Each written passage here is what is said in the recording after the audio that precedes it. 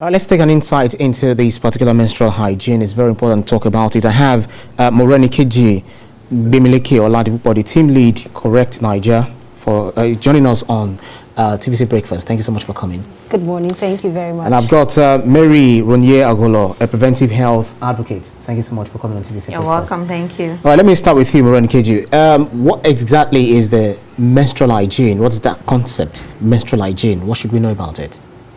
Okay, let's begin with the cycle. An average girl. Right.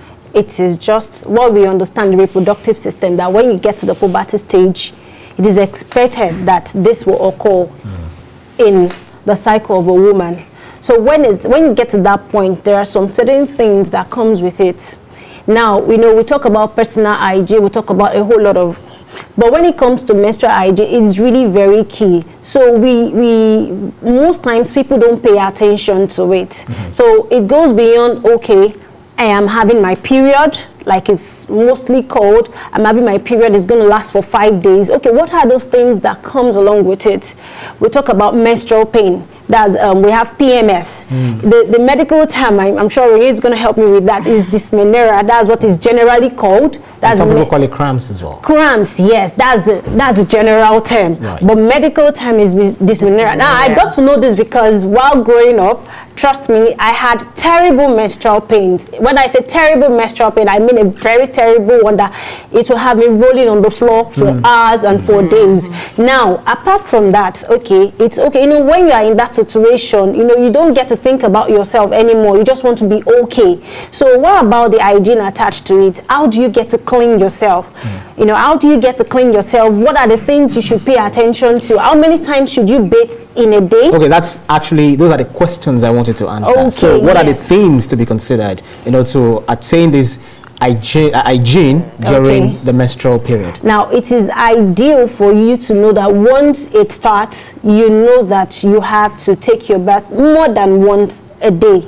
It's just like you brushing your mouth, twice a day. At least twice. Yes, so more than once. If you have the opportunity to do 2, 3, 4 times a day, yes. Now, your sanitary part is very, very important. Now, you need to change it frequently. Now, what I do is I attach time to it. I don't have to wait till my pad is full before I change it. Okay, if I use a particular sanitary pad, let's say 4 hours, I need to change it. Full or not full. That's because of my own safety and as a woman. And we understand that the way the reproductive system of a woman is constructed is very, very, very, very delicate. So you need to take good care of it. So I know that, okay, 4 hours, I need to take this out. So in the next 4 hours, so I have to change it every now and then. So those are the key things that we need to know. Then it comes with emotions also.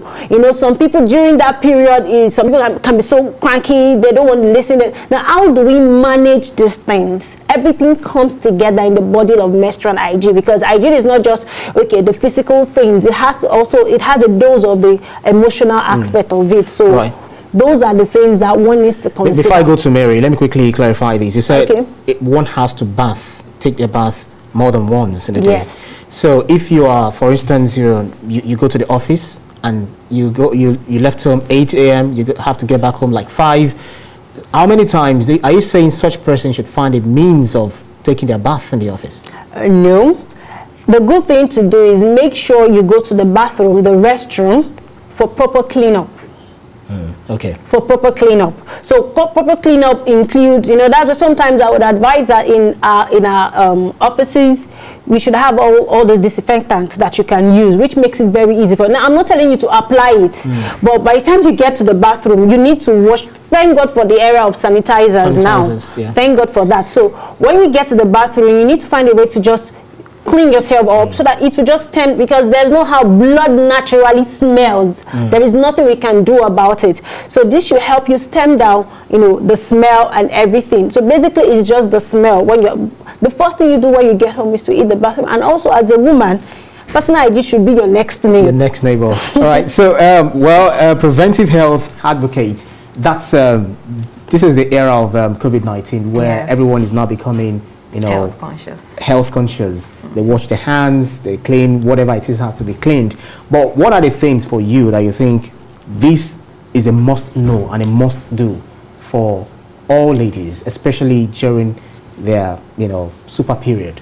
Yes, it's really a super period. Well, thank God for KG has already said a lot about that. Preventive health is an aspect of health I expect everybody to embrace in totality, especially with the present COVID-19 era, and that has really pushed us to embrace health whether we like it or not. And thank God, preventive health is even one thing that helped us to control COVID-19 to an extent with the use of hand sanitizers, hand washing and all that. So bringing it back to menstrual hygiene, hygiene as a whole is prevention, because when you come to personal hygiene, environmental hygiene, then to menstrual hygiene, it is a way you can help to ward off infections from yourself. At that period when a woman is menstruating, she's vulnerable, she's vulnerable, and she's I don't want to use the word sick, but she's not as active as she should have been, so she needs help. And that is why people should understand that, okay, this woman is going through a monthly usual. She talks about emotions. Does that also include the way she handle things? Yes, mood swings. Yes, mood swings comes with it. Mood swings comes with it. So aside the hygiene of having your bath, taking your bath at least twice a day or more than, changing the sanitary pad as often as you can, depending on how heavy your flow can be. And then the hygienic practice also comes with proper dispose, the way you dispose the used sanitary pad is very important. That's part of the hygiene, which is environmental now, so all this let us quickly know how, if you do all of the things that you need to do, you want to dispose of your sanitary pads. I know some people tear the tissues there, and there's a nylon. Some people wrap it up in another nylon. So is that a proper way to dispose of it? It depends on the environment. The closet. No, that's wrong. Because when you flush it down the closet, it can actually block the closet. So it depends on the environment you're in. For people living in an environment where they use the pit latrine, they can actually throw it in there. Okay, if you're living in an environment where you don't have pit latrine, you can wrap it up nicely, put it inside the nylon, wrap it again, and throw it inside the bin. For some people, they decide to burn it. So it depends on the environment and what works for you. And even the hygienic practice we're also talking about depends on the environment we are educating the girls on, because we have some environments where the girls cannot even afford sanitary pad. So hygienic practice to them would not just be about using sanitary pad, because they can't even get it. It's not accessible to them.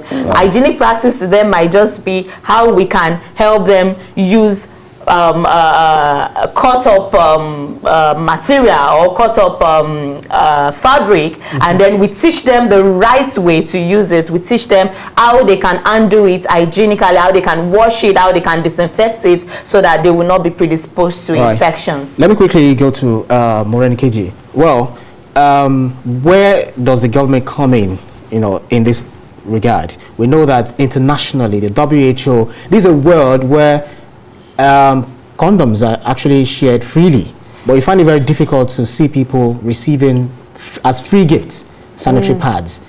What have you been doing in this regard? What have you been advocating in this regard? Okay, thank you. Thankfully, Correct Nigeria is here. So number one thing is, in as much as we will still need to talk about the government, a big thanks to the government actually, because recently we heard that tax has been eliminated for sanitary pads. So this makes it even more interesting. But then, like I would always say, you cannot leave everything to the government to undo alone. Right. Where is the government? You and I. And of course, we have people in place of authority to also handle certain things. So I know number one step is eliminating the tax, so which makes it easy even for NGOs, initiatives to actually go get some of those things at a discounted rate, if not fully supported. You understand? And for that reason, we came, Correct Nigeria, we had to just think about what can we do. Now, the government, they've played their part. What can we do as citizens, as members of the society? What have you been doing? Okay, now we came up with a project, Let's Pad the Girl. Yes. And let's part a girl, the idea is for menstrual hygiene awareness. So, you know, we're also thinking of a lasting solution to certain things, you know, that surrounds menstrual hygiene, that surrounds the cycle of a woman. And on the day of the program, we got a speaker.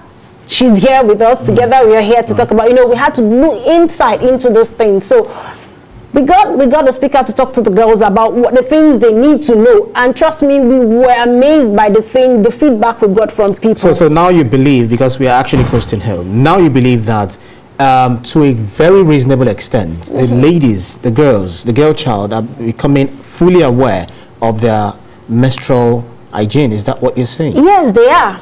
Trust me, they are fully aware, because it's something based on education in school. It's something we learn from primary 6.